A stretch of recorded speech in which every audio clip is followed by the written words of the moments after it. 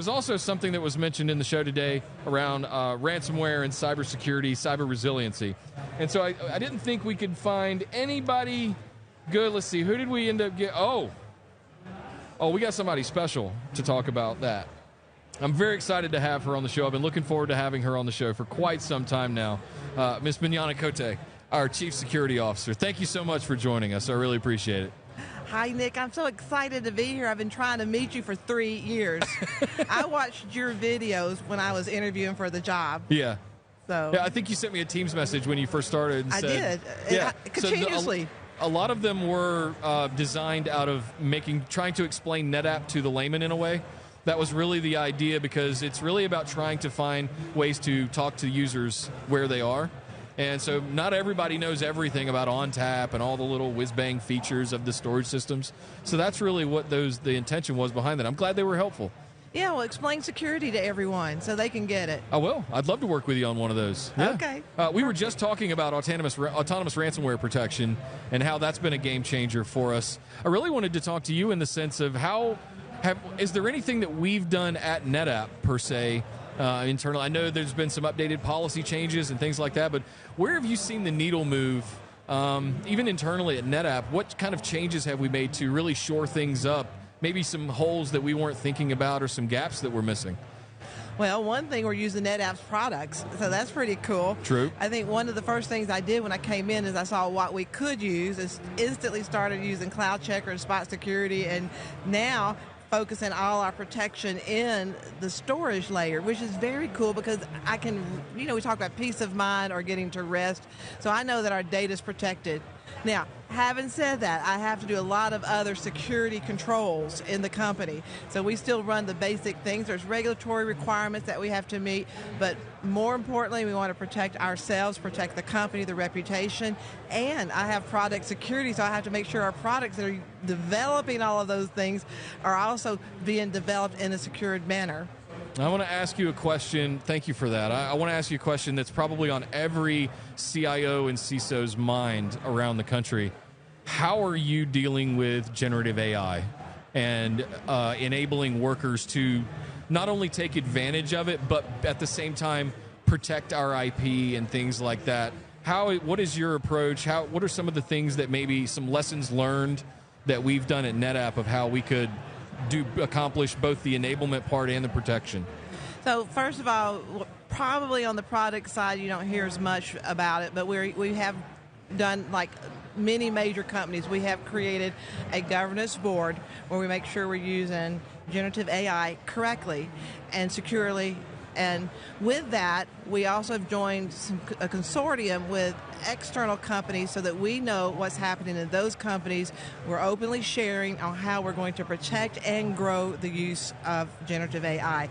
Now, what it has done for us, we actually now have just implemented the capability to have all of our security questions that we're asked answered for us through using generative AI. So we've done that in the security group for our policy management. So we're making our lives easier. Looking at NetApp and looking at what we're doing to protect storage. I mean, how cool is that? Yeah. We're making it easier to know what is the story behind the data. That is where the business decisions are made in companies. When I was watching the keynote today, the thing top of my mind is like, wait, with what we've got at NetApp, do we need so many other tools? We're simplifying life and our protection. Yeah, and it really does hit the full stack of things when you start removing the need to have all of these disparate tools in your workflow and in your stack, and you can really simplify and unify things around a common ONTAP platform, or a platform like ONTAP. It really does super simplify things. I love the generative AI stuff that I use on a daily basis. I'm also, like, almost in a crazy, irrational way, scared that I'm going to put the wrong thing into ChatGPT and get in trouble. How would you coax users to look at generative AI more positively, or not be so scared to use it in their day-to-day workplaces? And we get the phishing emails all the time, and we get all these kinds of things, and every now and then it can be a little, oh no, I'm clicking the wrong thing. How can we not fearmonger so much about generative AI, I guess is the way I would think about it. What would be some of your tactics there? I almost want to ask you a question back. Were you shy when you used your first cell phone? Yes, I was. Yes, I was, because I had a pager. Okay, well, Dating myself, but well. I look at a pager as sort of unidirectional. I can respond if I want to, which I think is why text messaging is so prevalent today. People pine for that. Yes and no. I think to an extent. I have not been bashful about using Gen AI, but I still have that little bug in my head of I have to sort of sanity check and make sure this is not something I shouldn't be putting in ChatGPT, because I'm intimately aware of what's IP and what could get in trouble. You do have to sanity check. I've seen some material that's come out, and you can kind of, like when people use it for writing, you can tell, well, I don't know that they write this well. Or sometimes you don't have the human element embedded. And we want to, when we use things, is to, I'm thinking about, when you create Gen AI for writing or something, have some emotion. Yeah. And so the emotion's not there. But let's talk about using it to, for form, when you're trying to find out data and the correlation of data and what that means. I always, kind of like you, double check everything. I still will look at a slide and add up the numbers. And so when I get the number back, I was like, well, is this real? So I do, as well, like you, do some sanity checks. The reason I asked the question about the cell phone, because it will get better.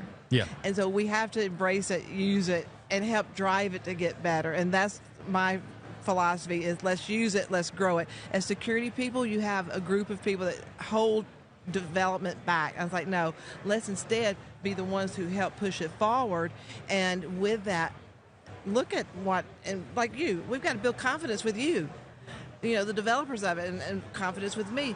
It only happens by all of us grouping together and pushing it forward. But yes, I have a little bit of that skepticism as well. And I know that especially as a hardware manufacturer and a software developer all in one, as we are at NetApp, with many software products, many things, we have tons of source code, 30 years of legacy, all of this data that we have to, and IP that we have to protect. And I look at it as we have to stay on top of all of that stuff. For other companies that are out there doing that, is there any lessons learned with how we've implemented the way that we do it that maybe you could give to them that they could take on board of what they should look at doing first? Well, my first advice to them is look at what you're doing that you wish you did not have to do. Yeah, that's a good way to do it.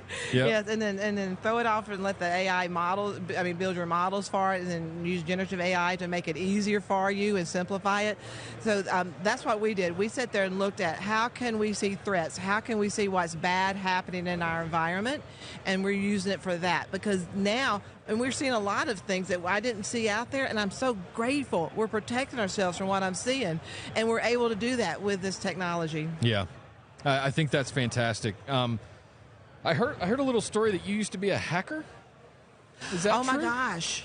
How did you hear that? Little birdie told me. Tell us some of your background. How did you find yourself at NetApp?